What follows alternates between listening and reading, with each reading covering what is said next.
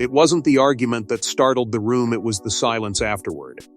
According to palace watch chatter and speculative tabloid interpretations, Prince William reportedly left a closed-door Privy Council discussion abruptly, after hearing details about how members of Princess Catherine's household had allegedly been treated. No announcement followed. No denial came. But inside royal circles, whispers moved faster than official statements. Before we go deeper into what this really means for the royal family, make sure to subscribe so you don't miss a single update. Royal gatherings are often described as carefully measured performances meetings, governed by tradition, controlled language, and an understanding that emotion rarely belongs in the room. Those who observe palace dynamics have long noted that disagreement is not unusual behind closed doors. What is unusual, according to commentators and recurring palace speculation, is when protocol appears unable to contain whatever tension has entered the conversation. That is where this story begins. Reports circulating across royal commentary spaces and speculative tabloid discussions suggest that concerns had quietly surfaced regarding the treatment of individuals connected to Princess Catherine's household staff. No verified account has publicly detailed the contents of any alleged discussion, and official channels have remained characteristically silent. Yet among palace watch circles, a narrative began to take shape not of a public confrontation, but of something quieter and, in some interpretations, more unsettling. The claims varied. Some versions suggested frustrations had been raised over internal household conduct and expectations. Others implied concerns centered on morale, boundaries, or interactions that, while never publicly documented, reportedly left certain aides uncomfortable. As often happens in royal reporting, details shifted depending on who was telling the story, but one element appeared repeatedly across speculative accounts: William's reaction. Not explosive. Not theatrical. Disappointed. Observers of the Prince of Wales frequently point to his public image as someone who values structure, discretion, and above all, loyalty to the institution through loyalty to the people who sustain it. Palace households are not simply administrative offices, they are ecosystems built on trust, routine, and absolute discretion.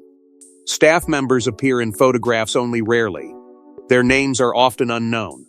Yet insiders and commentators alike have long argued that royal households function only because those invisible systems hold. And according to the version of events now circulating through royal commentary, something about what William allegedly heard struck deeper than disagreement.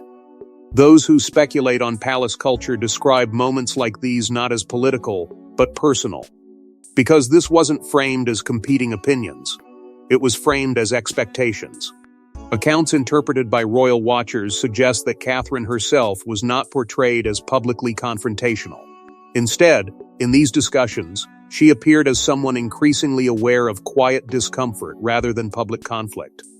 Some interpretations even describe an atmosphere where conversations became more guarded in recent months, small changes that seemed insignificant until viewed together. That atmosphere became part of the mystery. No public correction came. No symbolic appearance followed. No carefully staged reassurance emerged.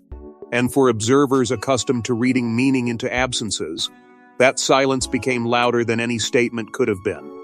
Commentators began revisiting old assumptions about relationships inside the palace structure. Had tensions existed longer than anyone realized? Had private differences simply remained hidden beneath ceremonial unity? Or was this entire episode another example of ordinary palace friction transformed into something larger by speculation and public fascination? Nobody outside those walls truly knows. But according to those closest to royal protocol and the stories now moving through palace circles, the issue may not have been one isolated moment, it may have reflected tensions building quietly for years. To outsiders, royal life appears polished and unified. Yet observers of palace culture often describe a far more complicated reality: different households, different loyalties, and entirely different ways of exercising influence. That complexity is rarely visible from the outside. Public appearances suggest one institution moving with a single purpose, one family speaking with one voice, one carefully preserved image stretching across generations. But according to royal commentators and long-running reporting about palace operations, The monarchy functions less like one household, and more like a collection of neighboring worlds connected by tradition, yet separated by invisible borders, separate teams, and entirely different approaches to authority. Those distinctions are not necessarily signs of conflict. They are often described as practical realities. Different offices, different advisors, different chains of command. Yet insiders and palace observers have repeatedly noted that over time, those differences can become something more difficult to manage: competing expectations. Every senior royal household develops its own rhythm. Some are described as highly procedural, where calendars, briefing papers, and internal standards are treated almost like doctrine. Others are portrayed as more personal, more relationship-driven, relying on instinct and informal influence, rather than strict structure. Neither approach is inherently right or wrong. But when these cultures exist inside the same institution, friction does not always announce itself loudly. Sometimes it accumulates quietly. And according to public reporting and commentary over recent years, Princess Catherine's working reputation has often been framed around consistency, preparation, and an unusually close attention to the teams surrounding her. Commentators frequently describe her public approach as measured and deliberate, someone who understands that stability is not created through speeches but through routine, reliability, and trust inside the household itself. People who follow palace reporting often point to the same theme repeatedly: structure, not spectacle, not unpredictability, structure. That perception, fair or not, became part of Catherine's public identity. At the same time, commentary surrounding Queen Camilla's office has often painted a different picture altogether. Not necessarily confrontational, not necessarily chaotic, but different. More informal in style, according to various interpretations. More adaptive. More influenced by personal networks and long-established relationships than by rigid internal expectations. Again, those portrayals remain interpretations. But institutions do not operate on intentions alone. They operate on habits. And when habits collide, tension can emerge long before anyone notices. According to Palace Watch discussions now revisiting older moments through a new lens, there had long been whispers, not accusations, not declarations but observations, that the atmosphere between different royal operations occasionally felt restrained rather than effortless. Nothing dramatic enough to become public. Nothing direct enough to force acknowledgement. Just subtle differences interpreted as ordinary palace politics. Until suddenly, observers began asking whether those differences had stopped being theoretical. Because if one household values order and another values flexibility, where does loyalty belong? If expectations clash behind closed doors, who absorbs the pressure first? And if concerns are raised quietly enough, how long can they remain invisible before someone finally reacts? Those questions began returning with unusual intensity. And according to the narrative now circulating, one encounter allegedly pushed those quiet differences into full view. No leaked memo, no official complaint, just fragments, private conversations, anonymous commentary, and growing speculation that something behind closed doors had unsettled more than one household. That was what made the story difficult to dismiss and impossible to confirm. Royal controversies usually arrive in recognizable forms. A headline, a statement, a public appearance designed to redirect attention. But according to the version of events circulating among royal commentators and speculative palace reporting, this story unfolded differently. There was no single moment people could point to. No official dispute. No obvious breach. Only scattered observations, cautious language, and a growing sense among those who follow palace affairs that something had shifted. And when a story survives without evidence of spectacle, people begin looking at atmosphere instead. According to recurring interpretations in royal coverage, the rumored concern was never described as dramatic misconduct or open hostility. The language surrounding it remained unusually restrained. Words like discomfort, tension, misalignment, different expectations, quiet concern. The details changed depending on who repeated them, but the pattern stayed strangely consistent. The focus, according to these accounts, was not one interaction. It was culture. That distinction mattered. Because within royal operations, staff are often described as more than employees. They become custodians of continuity. They manage transitions, protect routines, preserve relationships, and absorb pressures the public never sees. Palace structures depend on trust functioning quietly in the background. When that trust weakens even temporarily, the consequences are rarely immediate. They appear slowly. Meetings become more formal. Communication becomes more careful. People begin choosing words differently. And according to the narrative now circulating, that was what some observers believed had happened. Not collapse. Not confrontation. Distance. Royal commentators speculating on internal dynamics suggested concerns may have eventually reached Princess Catherine through indirect channels rather than formal escalation. Again, nothing publicly verified. But those interpretations often describe Catherine not as someone entering conflict, but as someone becoming aware that discomfort might exist where she expected stability. That possibility reportedly changed the tone. Observers who support this interpretation argue that Catherine's public image has long been built around consistency and measured expectations. If questions truly reached her household, the suggestion goes, they would not have been treated as gossip. They would have been examined quietly. And according to Palace Watch discussions, advisors began responding differently. Nothing visible, nothing dramatic. Only the kind of subtle changes that outsiders rarely notice, but palace followers often study endlessly. Schedules interpreted differently. Conversations becoming more private. Language becoming more precise. Then came another detail repeated across speculative accounts. William may not have been fully aware at first. Not because information was hidden from him, but because palace systems are designed to absorb tension before it reaches senior figures.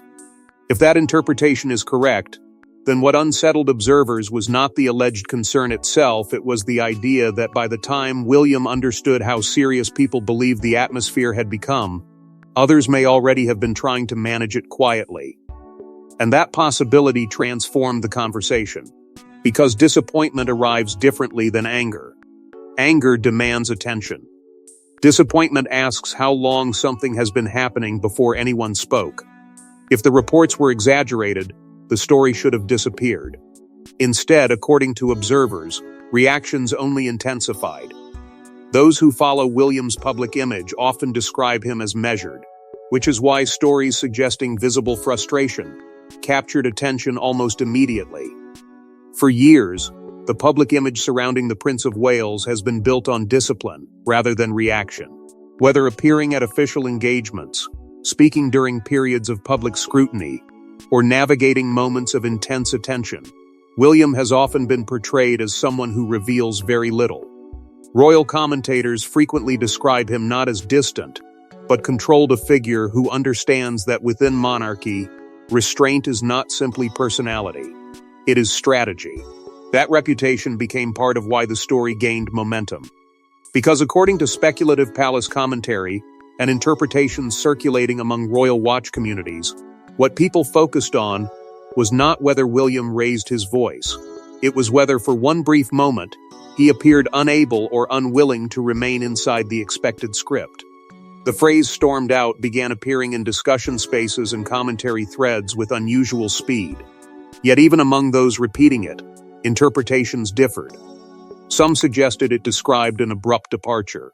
Others argued it referred to nothing more dramatic than a decision to end a conversation early. Several observers questioned whether the phrase itself exaggerated something ordinary. But interestingly, the uncertainty did not weaken the story. It strengthened it. Because the symbolism became more powerful than the event. People were not reacting to confirmed behavior. They were reacting to what the behavior represented. A figure associated with composure allegedly reaching a point where remaining present felt impossible. And according to those shaping this narrative, the emotional center of that interpretation was not institutional disagreement. It was Catherine. Across years of public reporting, William and Catherine have often been presented less as two separate public figures, and more as a partnership built around steadiness, predictability, and mutual protection. That image, carefully formed or naturally developed depending on who was asked, became central to how observers interpreted the rumors now circulating. Because in these discussions, the alleged reaction was not framed as territorial, it was framed as personal.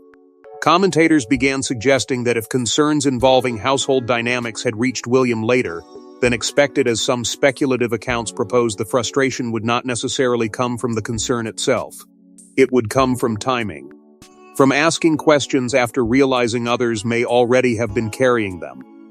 From wondering whether people had tried to solve discomfort quietly before involving him. Again, these remain interpretations rather than verified accounts. But they reveal something important about why the story resonated. People do not expect heirs to react. They expect them to absorb. So when observers imagine disappointment breaking through discipline, they read meaning into it. And according to the narrative now taking shape, what allegedly mattered most was not disagreement with procedure or irritation with palace politics. It was loyalty. Not public loyalty. Private loyalty. The kind that exists before cameras, before statements, before tradition asks people to become symbols. If that interpretation is unfair, history will eventually leave it behind. But if even part of the atmosphere being described reflected something real, then perhaps the moment people remember was never someone leaving at all. Because leaving the room may not have been the message the silence afterward may have been. Royal crises rarely begin with statements. They begin with missing appearances, changed schedules, and people suddenly refusing to comment. That is one of the oldest patterns surrounding modern monarchy, not confirmation, but compression. The institution rarely moves toward noise. It moves toward containment. When attention begins gathering around a sensitive story, public communication does not typically become louder. According to long-observed palace habits, and the way royal reporting is often interpreted, the opposite happens. Schedules continue. Engagements remain intact. Language becomes more careful. Appearances are measured. The institution creates distance between itself and speculation, and waits to see which stories disappear on their own. Most do. That is part of why this one attracted attention.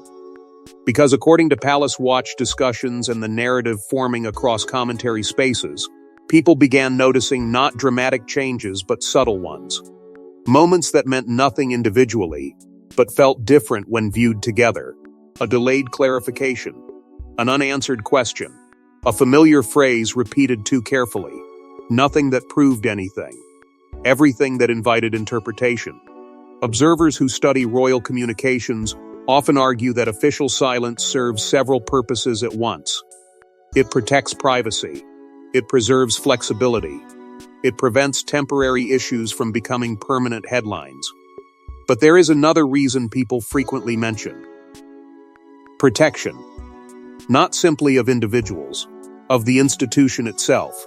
Because within palace culture, there is a long-standing belief, fairly or unfairly interpreted, that staff, internal dynamics, and private disagreements should remain behind the curtain whenever possible.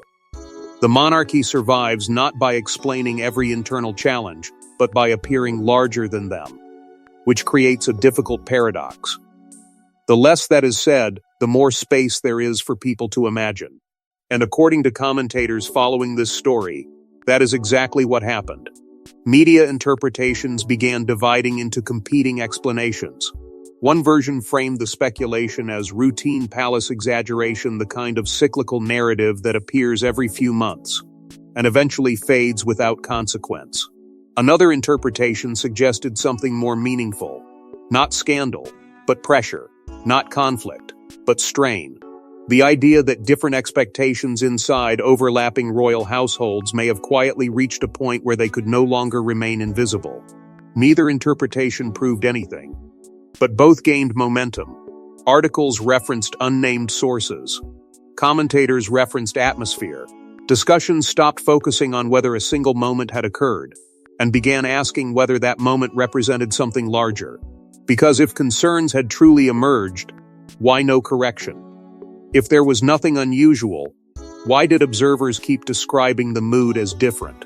And if internal discomfort had been addressed privately, why did speculation continue growing instead of fading? Those questions created a cycle the palace knows well. Silence produced interpretation. Interpretation produced attention. Attention produced more silence. Meanwhile, another theme quietly emerged inside commentary surrounding the story: staff. Not because staff became public figures, but because institutions reveal themselves in how they protect people who are not. That shifted the conversation in unexpected ways. Less interest in personalities. More interest in priorities. Less focus on what may have happened. More focus on what people believed the response meant. And slowly, almost without anyone noticing, the story stopped being about one alleged incident at all. Yet the biggest question wasn't whether something happened, it was what this moment revealed.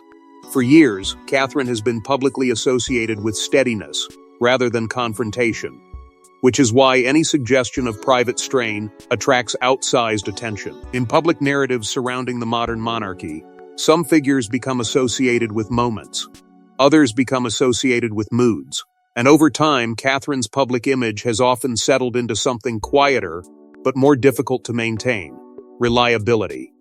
Not perfection. Not spectacle. Reliability. Through years of appearances, transitions, changing public expectations, and periods of intense scrutiny, commentators have frequently described her public role in similar terms: measured, prepared, composed. Whether that perception is entirely accurate is almost beside the point. In royal life, reputation eventually becomes part of responsibility, and responsibility becomes expectation. That expectation is what made recent speculation resonate beyond ordinary palace chatter. Because the discussion was never only about whether concerns had been raised or whether household differences truly existed. It was about what people believed Catherine represented.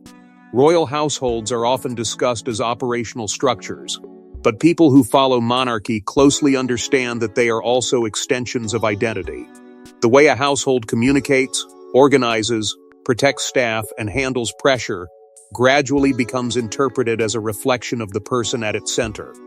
Fairly or unfairly, that connection matters, which is why conversations surrounding staff culture began drawing unusual attention. Across years of public reporting and commentary, Catherine's household has frequently been portrayed as highly structured, careful boundaries, consistency of routine, long-term relationships, and deliberate management. Again, these are public perceptions, not definitive truths. But perceptions have consequences. Because once people associate someone with stability, any suggestion of internal strain feels bigger than it otherwise would. Observers began asking questions that reached beyond the original speculation. If concerns had surfaced, how would they be handled? If tensions existed, would they be addressed quietly? If competing expectations emerged, where would loyalty fall? And underneath all those questions sat something larger. Succession. Not in the immediate sense of titles and ceremonies, but in the quieter sense of preparation.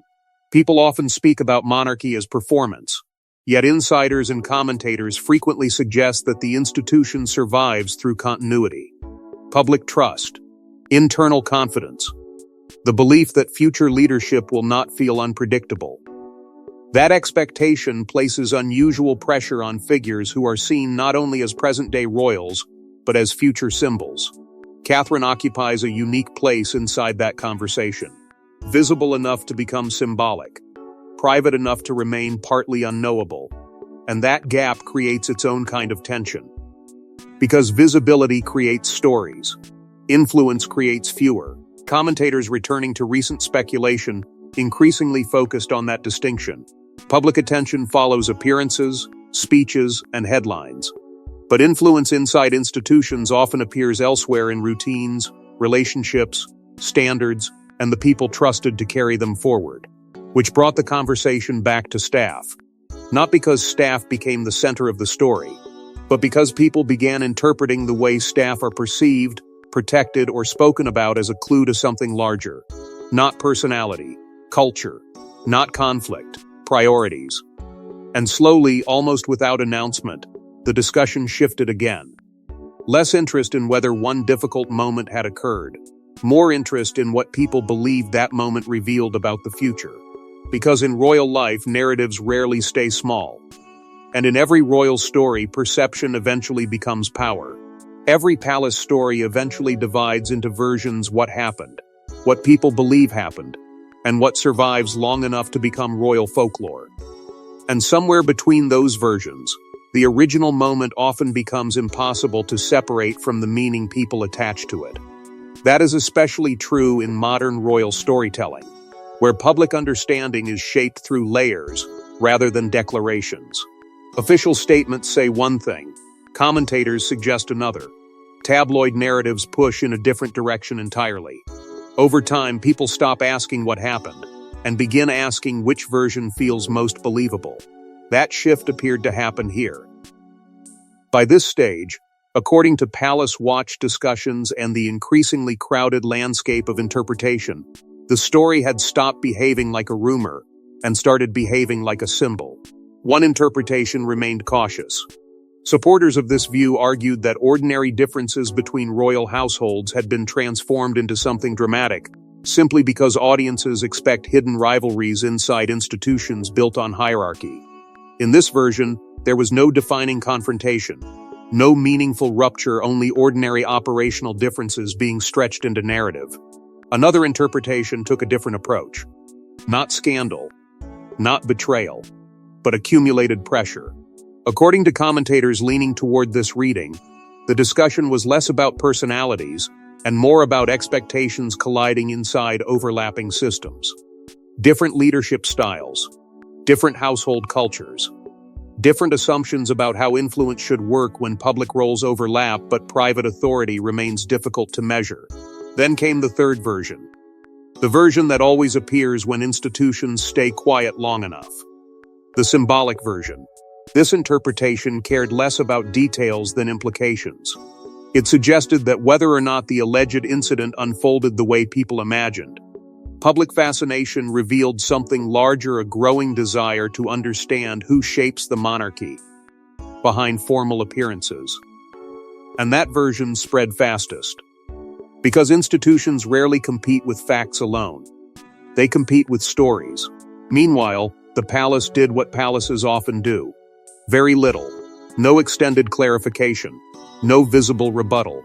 No effort to engage every interpretation as it appeared. For some observers, that silence represented discipline. For others, it became part of the mystery. Public commentary expanded into familiar patterns. Royal experts emphasized caution.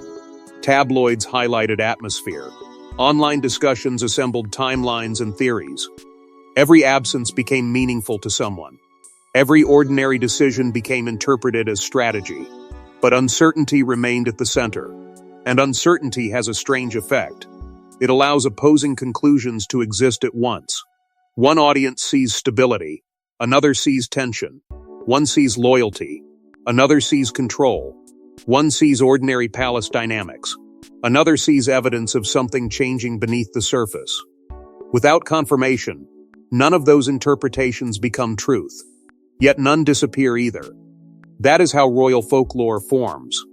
Not through certainty, through repetition, through selective memory, through moments that become bigger than themselves because they seem to explain something people already suspected. And eventually, the discussion stopped returning to one alleged conversation or one disputed reaction. People became interested in what everyone's response revealed. Who defended whom? Who stayed silent? Who emphasized process? Who emphasized people? At that point, the original question almost disappeared. Because whether true, exaggerated, or misunderstood, the reaction itself became the real story. Sometimes history remembers the words. Sometimes it remembers who chose not to stay in the room. And perhaps that is why this story continued to travel far beyond the walls where it was supposedly born. Because in the end, people were no longer debating a meeting they never witnessed. They were debating meaning. They were interpreting silence.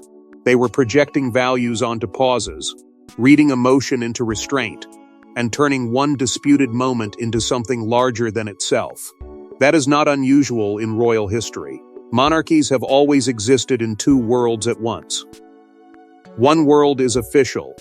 It exists in schedules, titles, ceremonies, statements, and carefully maintained continuity. The other world exists almost entirely in interpretation. Who stood where? Who said nothing? Who appeared unchanged? Who looked different? And sometimes, rightly or wrongly, history ends up remembering the second version more clearly. That may be why the image at the center of this story stayed with people, not because anyone can confirm exactly what happened behind closed doors, but because the idea itself felt meaningful. The suggestion that a future king, often described publicly as controlled and disciplined, may have reached a point where staying felt more difficult than leaving. Whether that interpretation is fair remains impossible to know. But symbols rarely ask permission before they become powerful. As the conversation expanded, what emerged was not a neat story of heroes and villains. It became something more uncomfortable and more human. Questions about duty, questions about protection, questions about whether institutions designed to project certainty can ever fully avoid private strain. Because beneath every public role sits an ordinary truth. Families are complicated, expectations are heavy, and silence does not always mean absence of feeling. Throughout this narrative, attention repeatedly returned to Catherine not because she spoke publicly, not because any official account emerged, but because people often associate her with steadiness. In moments of uncertainty, audiences search for fixed points. They search for symbols of continuity. William, meanwhile, became something else in the public imagination. Not necessarily a man reacting, but a man being interpreted. A future monarch carrying expectations larger than himself while trying to remain unreadable. And perhaps that is the real tension at the center of modern monarchy. Not whether disagreements exist, but whether public trust survives the knowledge that they probably do. No institution built on continuity can completely escape curiosity. No family carrying centuries of symbolism can fully control interpretation. Every pause becomes meaningful to someone. Every silence becomes a story waiting to be written. So where does that leave this moment? Perhaps exactly where royal stories usually end. With uncertainty. No definitive answers. No final revelation. Only competing versions of events. Different readings of behavior.